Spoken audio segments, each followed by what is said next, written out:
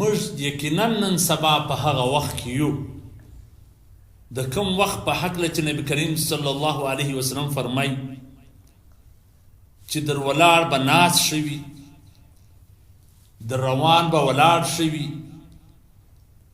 در چابک روان به سوکه روان شوي او یو بل حدیث کې دی نبی کریم صلی الله علیه وسلم فرمایي الزم بیتک چې خپل کور لازمه ونیسه نو یقینا نن سبا دومره پرفتن دور چې یو انسان د خپل کور وځي یا به ملګری په یو فتنه کې اچوي یا به خپله په یو فتنه کې مبتلا کیږي یا به د یو حادثې ښکار کیږي او که خبرې کوي مجلسونه کوي داسې خبرې او داسې مجلس به د خولې څخه راوځي چې بیا به په کلونو کلونو د تورو تیارو به شاته وي نو ځکه زه به دې ټولو ته وایم چې هسې خپل ځانونه په هلاکت کې مه اچوئ چې نن سبا کم حالات دي کم دور دی چې ته نه پوهېږې ته په دې خبره پوهې چې دا ستا خبره و چاته هېڅ ګټه نه رسوي هسې خپل ځان په هلاکت کې اچول دي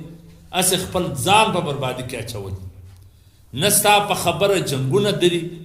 نه ستا په خوله باندې پالیسي جوړېږي نه ستا خبره حکومتونه پر غوږ نیسي نو ولې خپل ځان په هلاکت او په تباهي کې اچوي چې هغه د شراني سا خبره ده چې خپله خوله د باندې پټاو سي نو نن سبا اکثره داسې ډېر ځوانان دي چې د تورو تیارو شاته پراته دي نور هېڅ شی نه دی صرف دا خپله خوله پر پټاو سوي نو پکار دا د عزتمنو چې موږ د حدیث مطابق خپل کور لازمه ونیسو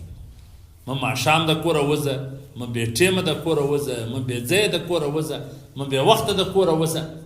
قرار خپل کار پسې ځه برته کور ته راځه والله که نن سبا یا په ډېرو انډیوالانو کې خیر سته یا په